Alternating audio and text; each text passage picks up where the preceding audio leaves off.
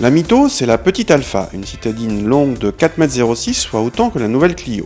Elle se prétend légèrement premium, tendance Audi A1 ou DS3 et n'est disponible qu'en 3 portes. Au mois de juin dernier, elle a reçu une nouvelle motorisation, le bicylindre Twin Air de la Fiat 500, fort de 85 chevaux à vocation économique. Il n'est disponible sur la Myto qu'en finition distinctive de milieu de gamme.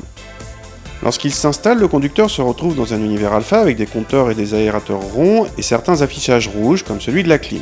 La Myto se veut premium et emploie pour cela des matériaux un peu plus flatteurs que la moyenne. Il n'empêche, on est loin de la finition d'une A1 ou d'une DS3, ni même d'une C3. Il y a bien l'ambiance, mais pas la qualité. La nouveauté vient du bicylindre réalité de la Fiat 500. Dès le démarrage, on entend bien la sonorité inhabituelle, mais les vibrations ont été gommées.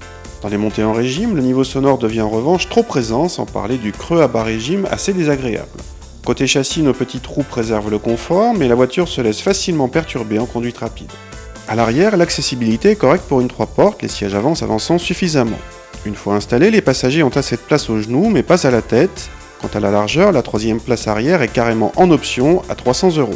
Les vitres arrière sont fixes et il n'y a pas de bac de rangement à part une seule aumônière derrière le siège passager avant, plutôt chiche.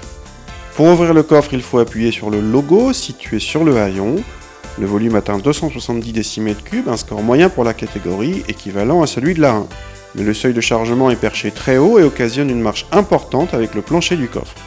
La banquette arrière se rabat en 2 tiers 1 tiers, mais il faut relever l'assise et le plancher obtenu n'est pas plat. Cette version Twin Air permet de faire baisser de façon spectaculaire les consommations par rapport à la version d'entrée de gamme de la Myto équipée d'un 1,4 litre de 78 chevaux et qui rejette 130 grammes par kilomètre de CO2. Avec le bicylindre, on passe à 85 chevaux et 98 grammes, le jour et la nuit donc, mais il faut accepter d'abord de payer un peu plus cher à l'achat, et puis cette sonorité particulière est très présente dans l'habitacle.